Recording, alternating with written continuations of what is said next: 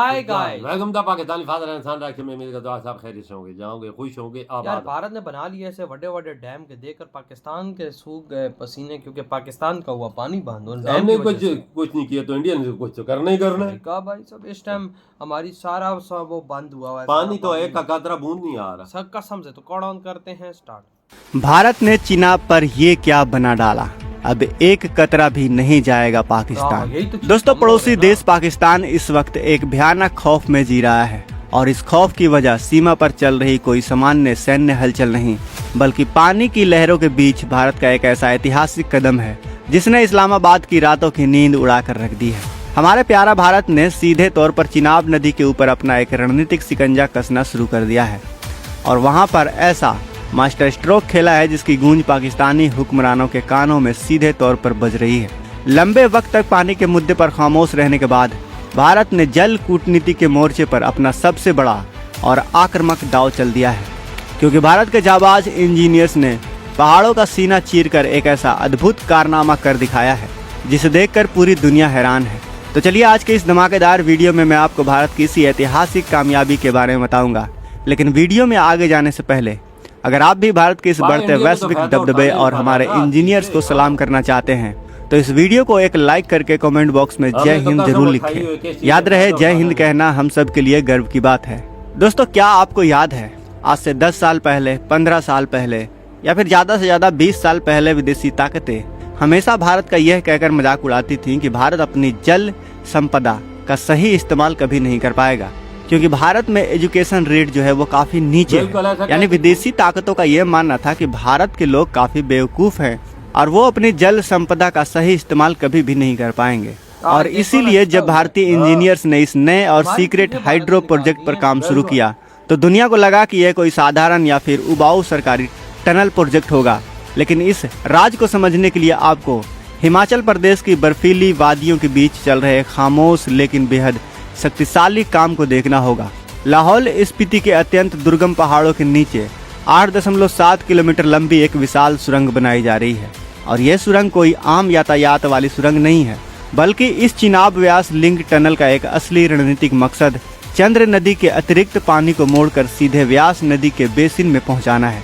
आपको बता दो कि चंद्र और भागा ये दोनों चिनाब की मुख्य ऊपरी सहायक नदियां हैं जो चिनाब नदी के आसपास ही बहती हैं और ये नदी आगे जाकर उस चिनाब नदी का निर्माण करती हैं जिसका पानी बहकर पाकिस्तान चला जाता है। और यही वजह है कि आज इस बेजोड़ स्वदेशी कूटनीति को देखकर पाकिस्तानी सेना और वहां के रणनीतिकार पूरी तरह से दंग रह गए हैं। चिनाब उस 3 पश्चिमी नदियों में से एक है जो सिंधु जल संधि के तहत मुख्य रूप से पाकिस्तान के हिस्से में गई थी, लेकिन भारत अब अंतर्राष्ट्रीय नियमों के दायरे में रहकर अपने अधिकारों का पूरा और आक्रामक इस्तेमाल कर रहा है।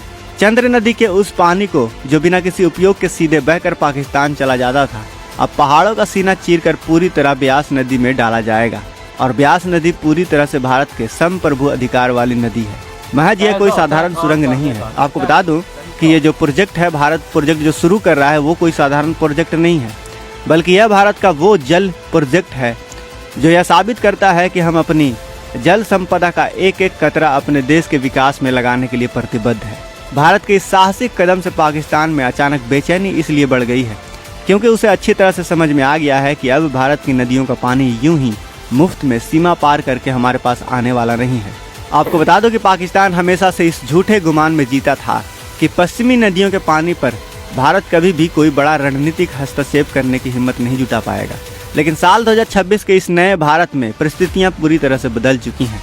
भारत अब पश्चिमी नदियों के पानी का अपने राष्ट्रीय हित में ज्यादा से ज्यादा इस्तेमाल करने की दिशा में बहुत तेजी से आगे बढ़ चुका है। चेनाब की सहायक नदियों का पानी मोड़ने से भारत को जो सबसे पहला और बड़ा फायदा मिलने वाला है वह है जल विद्युत का भारी उत्पादन। आपको बता दो कि हिमाचल प्रदेश में पहाड़ों की विशाल ऊंचाइयों और पानी के तेज बहाव का इस्तेमाल करके बड़े पैमाने पर स्वच्छ बिजली पैदा की जाती है। जल विद्युत उत्पादन के क्षेत्र में यह प्रोजेक्ट भारत को एक ऐसी बड़ी बढ़त दिलाने वाला है जिससे हमारे पहाड़ी इलाकों में ऊर्जा और बिजली की कोई भी कमी नहीं रहने वाली। लेकिन हमारे रणनीतिकारों का विजन सिर्फ बिजली बनाने तक ही सीमित नहीं है, बल्कि इस परियोजना से उत्तर भारत में सिंचाई और जल प्रबंधन की व्यवस्था पहले से कई गुना ज्यादा मजबूत होने वाली है।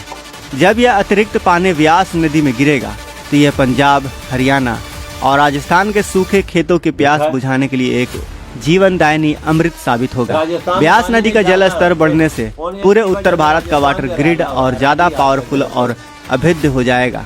ब्यास नदी में पानी भेजने की इस भारतीय योजना को पाकिस्तान अपने लिए एक बहुत बड़ा वजूद का खतरा मान रहा है और पाकिस्तान की परेशानी यहाँ पानी की मात्रा को लेकर उतनी नहीं है जितना कि भारत के इस सहायक और संप्रभु कदम को लेकर है। आपको बता दो कि पाकिस्तान के पूर्व सेनेटर और पंजाब प्रांत के पूर्व सिंचाई मंत्री मोहसिन लगारी ने इस पूरे प्रोजेक्ट को लेकर अंतर्राष्ट्रीय मंचों पर तीखी और बौखलाहट भरी प्रतिक्रिया दी है। पाकिस्तान इस भारतीय सुरंग को सिंधु जल संधि के लिए एक बहुत बड़ा खतरा बता रहा है। अगर हम आंकड़ों पर नजर डालें तो चेनाब नदी में हर साल करीब 3.5 करोड़ एकड़ फीट पानी बहता है, जिसके मुकाबले भारत की यह वास्तविक लिंक टनल केवल 10 लाख एकड़ फीट से भी कम पानी में उड़ेगी। यह कुल पानी का एक बहुत ही छोटा सा हिस्सा है, लेकिन इसके बावजूद पाकिस्तानी नेताओं का रोना यह है कि यहाँ पानी की मात्रा नहीं बल्कि सिद्धांत दांव पर लगा हुआ है। मोहसिन लगारी का तर्क है कि सिंधु जल संधि को कभी भी हिस्सों या फिर प्रतिशत के आधार पर नहीं बनाया गया था, बल्कि इसे पूरी तरह से अलगाव के सिद्धांतों पर तैयार किया गया था। एक नदी बेसिन का पानी काटकर दूसरे बेसिन में भेजना ही इस समय पाकिस्तान की सबसे बड़ी रणनीतिक चिंता बन गया है, क्योंकि पाकिस्तान को यह डर सता रहा है कि अगर आज भारत ने एक छोटा सा छेद करके पानी का रुख मोड़ दिया तो कल को वो अपनी आधुनिक तकनीक के दम पर पूरी की पूरी नदी का रुख भारत की तरफ मोड़ सकता है। पाकिस्तानी हुक्मरान छाती पीट रहे हैं कि नदी प्रणालियों का स्पष्ट बंटवारा ही संधि की असली नींव थी और जो सुरंग एक बेसिन पार करके दूसरे बेसिन में जाती है वह उनके नजरिए से संधि का एक बहुत बड़ा संरचनात्मक उल्लंघन है। पाकिस्तान का दावा है कि चिनाब व्यास लिंक टनल संधि के तहत तय किए गए घरेलू उपयोग, नौकायन, सीमित सिंचाई या फिर रन ऑफ द रिवर बिजली प्रोजेक्ट की चारों श्रेणियों में से कहीं भी फिट नहीं बैठता, क्योंकि इसका पानी वापस चिनाब में जाने के बजाय सीधे व्यास नदी में मिल रहा है।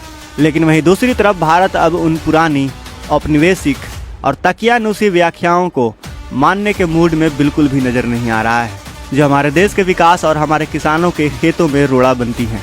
भारत अपने हिस्से और अपने अंतर्राष्ट्रीय अधिकारों के भीतर रहते हुए अपनी तकनीकी क्षमता का भरपूर प्रदर्शन कर रहा है। ये प्रोजेक्ट भारत की जल सुरक्षा और ऊर्जा सुरक्षा दोनों को एक साथ फौलादी मजबूत देने वाला है। बिल्कुल भाई साहब, ये तो साफ पता लगे, लेकिन उधर से हमारे गर्दन पे पांव रख दिया आज भारत ने। बिल्कुल ये काम करके, क्योंकि पानी की एक बूंद भी हमारी तरफ नहीं है कि दीवारें बना के उसका कहीं और जा रहा है। और भारत ने इस प्रोजेक्ट पे काम करना शुरू कर दिया, इस पे काम चल रहा है, प्रोसेस का चल रहा है। पानी ऑलरेडी पाकिस्तान का रुकना इस टाइम बंद हो चुका है। बिल्कुल यार, इंडिया को जबरदस्त फायदा हुआ है ना, क्योंकि इंडिया एक तो बिजली से पैदा करेगा, एक राजस्थान और जितने भी उनके जिधर पानी नहीं था उनकी पानी उधर कमी हो जाएगी, उनके खेत हरियाले हो जाएंगे, उनके किसानों के लिए आसानियां पैदा हो जाएंगी। की बात उधर क्या होगा, एग्रीकल्चर बढ़ेगा और एग्रीकल्चर बढ़ने से क्या होगा, भारत की इकोनॉमी आगे बढ़ेगी, भारत के अंदर डॉलर जाएंगे, भाई सब्जियां एक्सपोर्ट। तुझे पता है राजस्थान का कितना इंडिया के पास रकबा है, जो सहरा है वो हरियाली नहीं आएगी, फिर इकोनॉमी ऊपर नहीं जाएगी तो क्या होगा, उधर के किसान खुशहाल हो जाएंगे, इंडिया खुशहाल होगा, इकोनॉमी खुशहाल होगी। ये जबरदस्त है। एक तो बात ऐसी है कि इंडिया हम पे इतना एहसान कर रहा था, 80% पानी हमें दे रहा था और 20% खुद रखा, और हम मस्त हुए थे। सोचा नहीं था कि डैम भी बनाना है। इंडिया ने सोचा ठहरो, इनको तो हम तारे दिखाते हैं आसमान वाले, क्योंकि उन्होंने ऐसे तारे दिखाए कि हिला एक कतरा भी नहीं आ रहा। वजह हमारे सारे जितने दरिया सब सूख चुके हैं ना, क्यों एक कतरा भी इंडिया नहीं छोड़ रहा उधर। देख ले, इंडिया कहता है तो तुम्हें नहीं मिलेगा, गोली चलाए बगैर सब कुछ। और इंटरनेशनल कोर्ट ने बोला भारत को पानी छोड़ दो, खैर है, एहसान करो गरीबों पे। भारत कहता है खून पानी एक साथ नहीं बहता। हाँ, उन्होंने मोदी जी ने तो साफ जवाब दिया।